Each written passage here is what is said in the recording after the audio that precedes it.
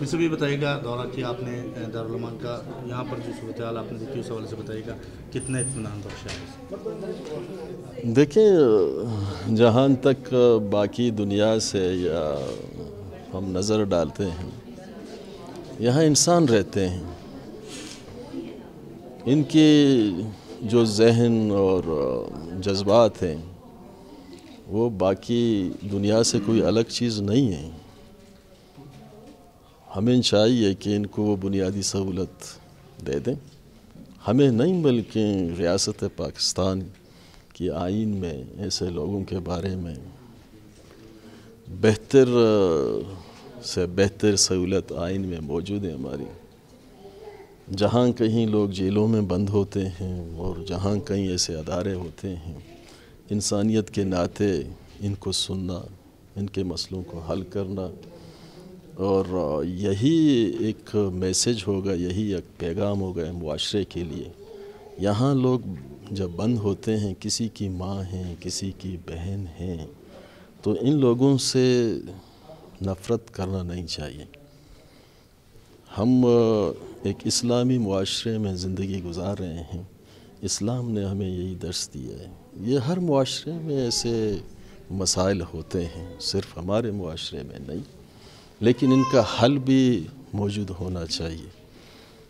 हमारी provincial government में इस वक्त जो मुझे ज़िम्मेदारी दी गई है, मैं किचन में गया तो काफ़ी दुख हुई।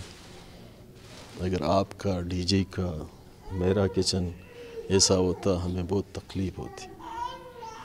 तो मैं समझता हूँ कि इनके जो हालात हैं यहाँ बेहतर करने की खातिर, कि यहाँ जो बंदा भी आएगा वो ये महसूस नहीं करे कि मैं अपने घर में हूँ या बाहर में यहाँ कैदी हूँ। यहाँ इनको मोहब्बत देना है, इनको प्यार देना है, इनसे मिल के इनके मसलों को दोस्ताना माहौल में सुनना है, जो एड्रेस करते हैं उनको हल करना ज़रूरी है। बहैसियत सोशल मिनिस्टर मैं अपनी मिनिस्ट्री को साइड पे रखता हूँ, मैं इंसानियत को तरजीह देता हूँ। इंसानियत की शरफ़ को, इंसानियत की सरबुलंदी को मैं आगे ले जाना चाहता हूँ।